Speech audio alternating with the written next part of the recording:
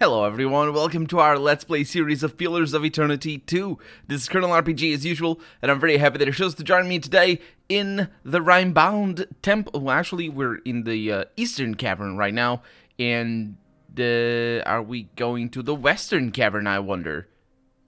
Maybe. Not really. Weren't we in the Western Cavern, though? Let's see. So we went... Yeah, we are. We were in the Eastern Cavern, that's right. Oh, this is going down, not up. I thought it was going up. Because, of course, we went upstairs. And also, now I see... Did we have access to this before? The architecture? Okay, so this is Rymrgander's place. Or temple, or something. What do we have over here? We have Brooch of the Inevitable. Minus 25% freeze damage taken, plus 25% burn damage taken. Nah. I don't like that. Implosion charge? What is that? Oh, it's a bomb. Looks like a cool bomb. What is it? An alchemical device of devastating power. Lost whispers emanate from deep within, singing of crushing darkness. Okay, and then there's some other things. But the Fortune Seeker's journal over here is what we need. The last pages of the journal are smudged with blood. Slipped on the ice, it reads. And broke my legs. Maybe it's just the white void affecting my mind, but I don't have a single regret. A lot of pain, but no regrets. Learn a trade, they said. Open a shop, they said. Invest in a wagon, they said. Plant parsnips, they said. Which just goes to show you that the type of person who wants to die in their sleep lacks imagination. I'd rather die screaming on top of the world than whimpering at the bottom. So let the screaming begin. Very detached writing, all things considered. But I don't think we're going anywhere. Here. How do I... Oh, yeah, I see. I see. I didn't realize this last episode, though. Not gravity of this... Wait, did I? No, I did not. How do I... What? The crypt doesn't do anything, no. Is there a passage? Let's go into fast mode in here. Is there some other way of getting outside? I don't think so. So I'm thinking, because we opened that door already, let's find out.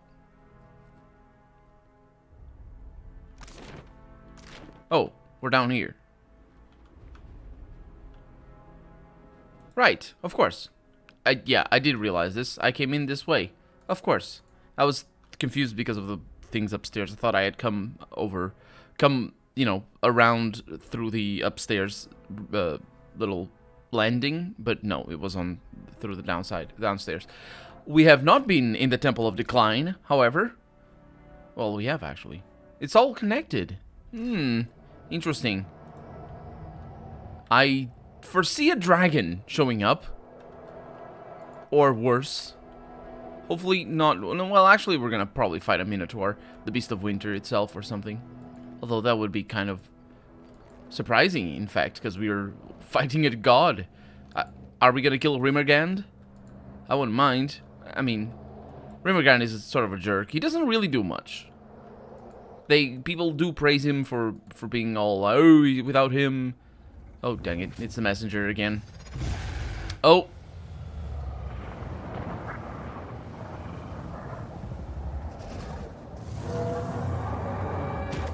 Nope. No messaging for you.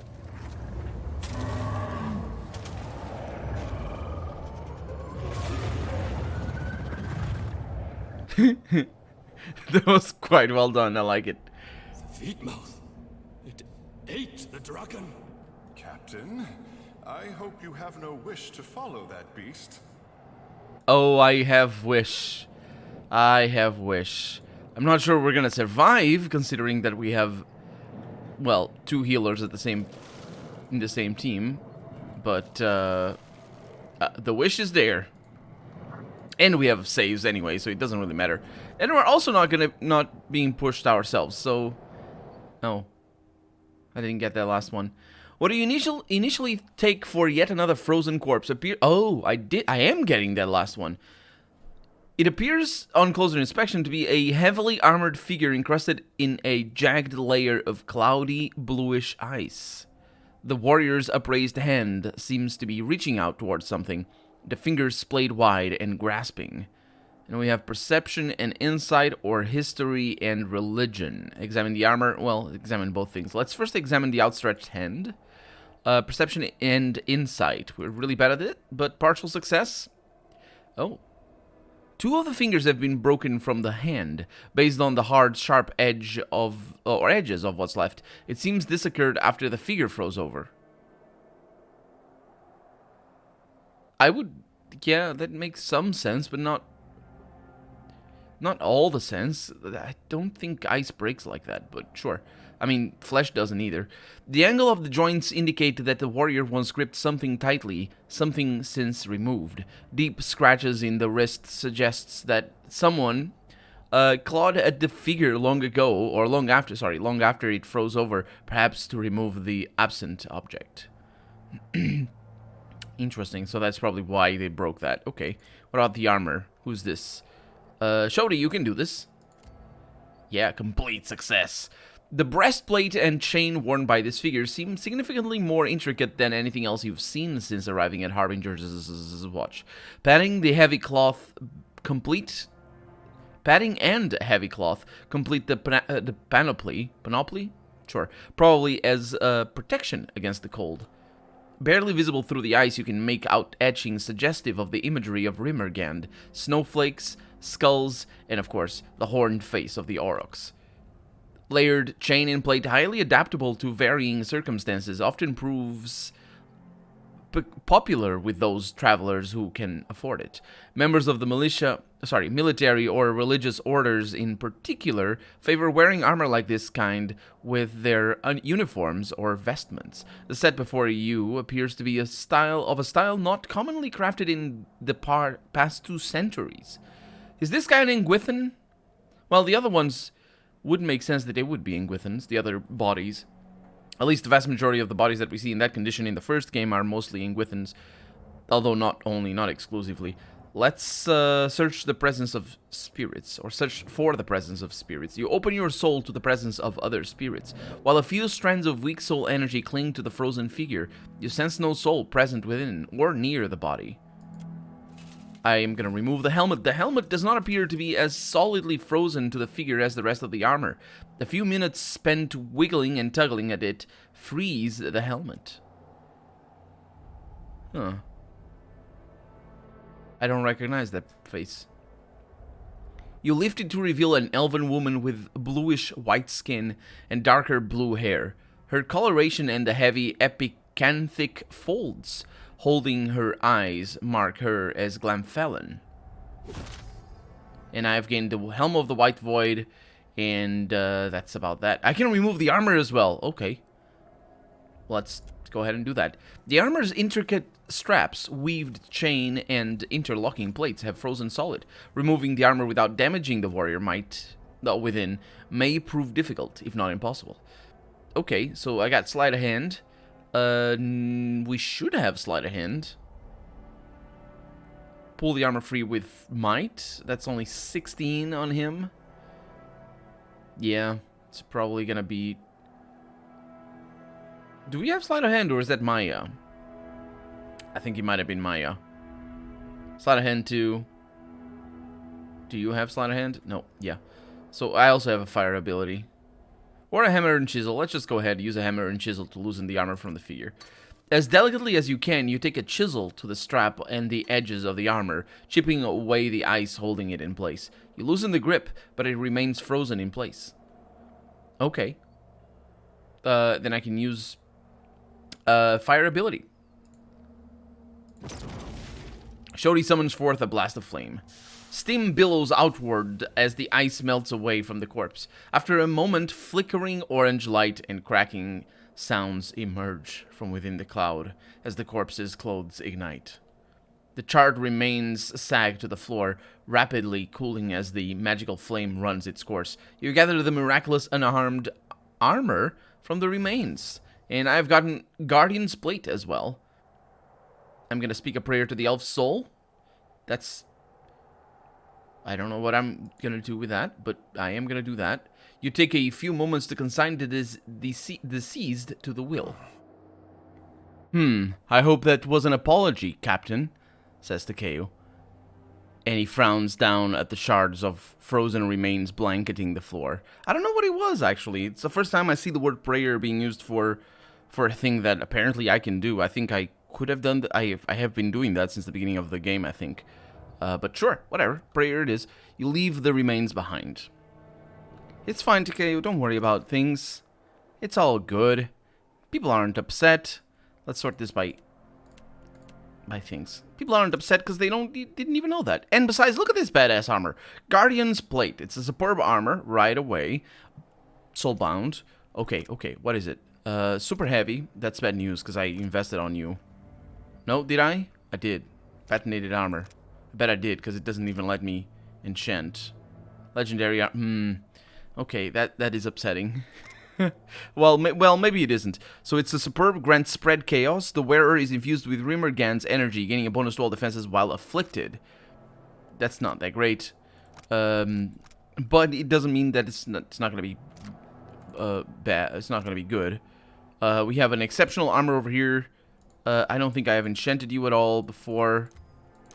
We have one Adraban already, which is great. I think I already had that. Why can't I select Conductive Storm? Did I choose Conductive Storm before?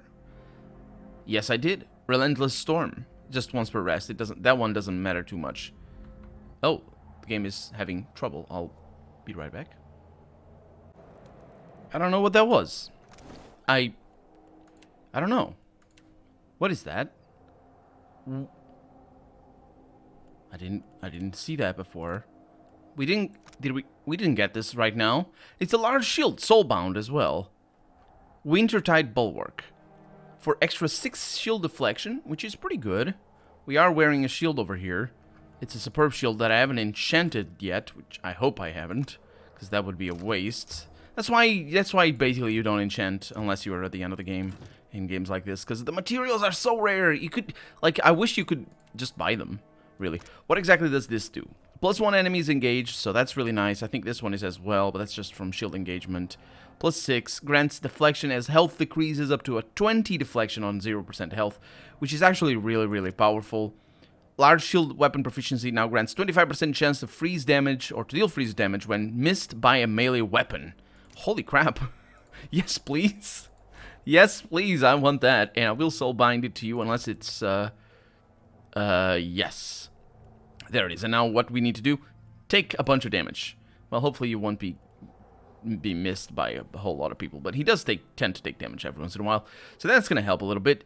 So let's go back to this one. So I don't know how well this is going to work. Maybe Takeo is the best one for that. I swear, I don't understand.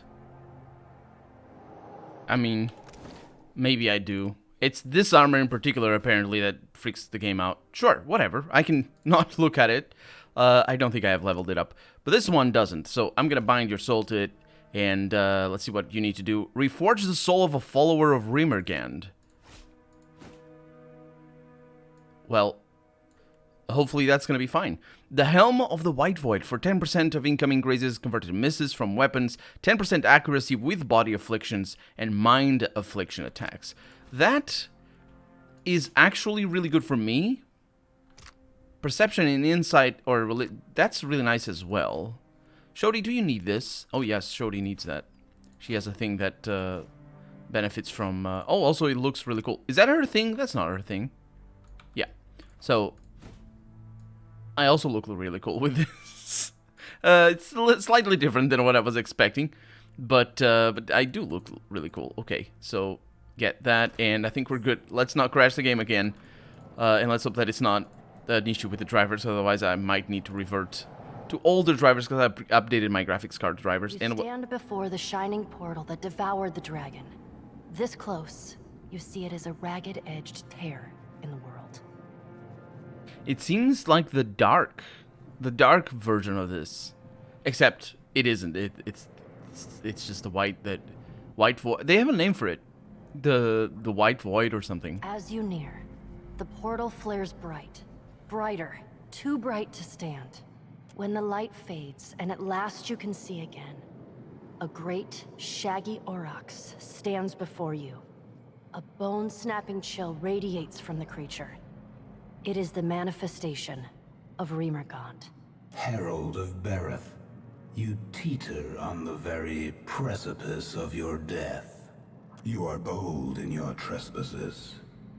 I would have thought you had learned your lesson after our previous encounter. Passing through the breach will shred your soul into its constituent parts, to little more than wayward motes of essence. Knowing that, what do you want? What happened to the dragon? Her soul was drawn through the breach, the Vitmouth, and into the beyond. Neriskirlas has bound her soul to a relic from the days when the gods walked Aora as titans. This relic lies in the beyond, and it holds her soul captive there. Neriskirlas? That is the name the dragon chose for herself.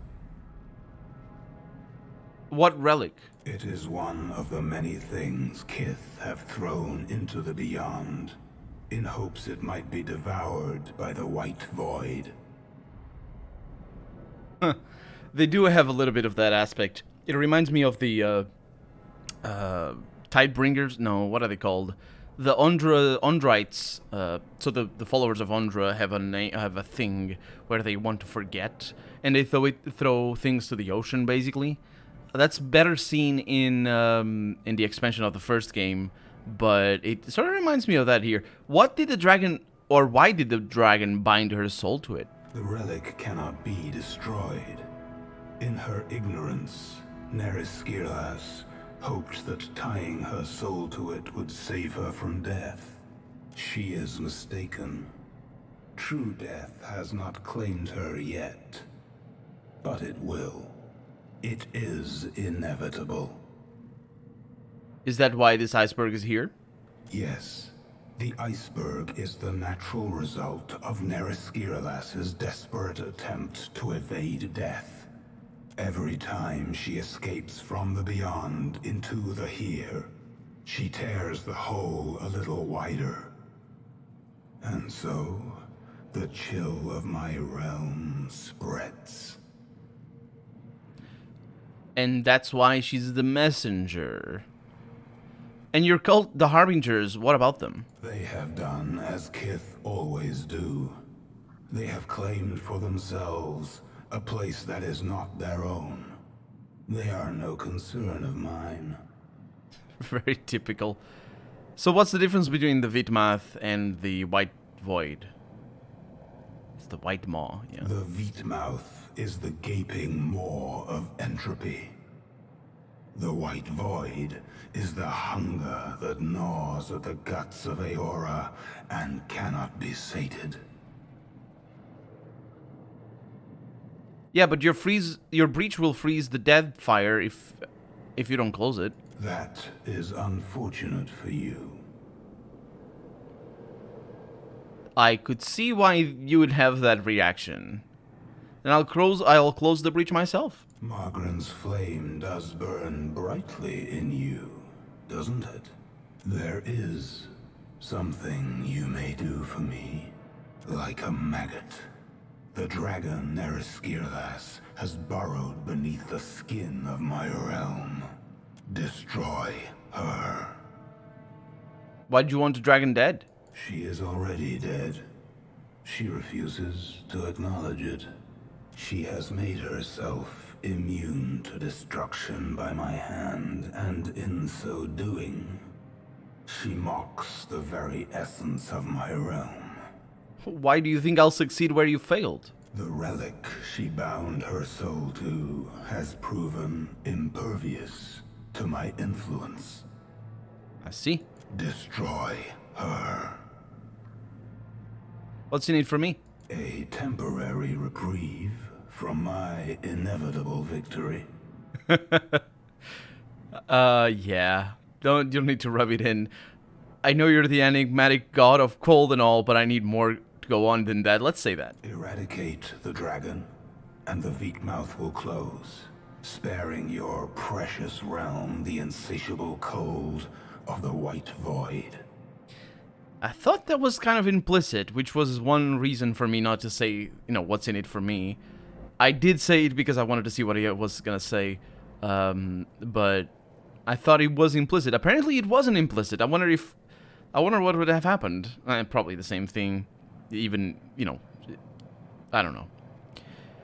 Yeah, I'll do it. Good. I would rather watch you fail than bar your entry. But you lack the means to enter the Veekmouth and survive the journey. You must seek the Eye of Rymrgand, a relic that once belonged to my vassal, Rinnegan. It is a cold, blue stone, and it lies somewhere within this temple. I have it already, but we're out of time for the day, so I'll find the relic. Approach the Veekmouth. Once the relic is yours, it will grant your soul safe passage into my realm. The White Void's only purpose is to destroy souls, and it is adept at doing so. I will not stop my servants there from their work. They will treat you no differently than any wayward soul. Should you fall to their predations, not even Bereth will be able to save you. Rymrgand pauses, his dark cluster of eyes watching you intently. One final thing, Watcher. You must destroy that dragon. There's something else going on here. There must be something else. The fact that she made it, he didn't make it clear, but she made herself immune to his power. How? Is that the same?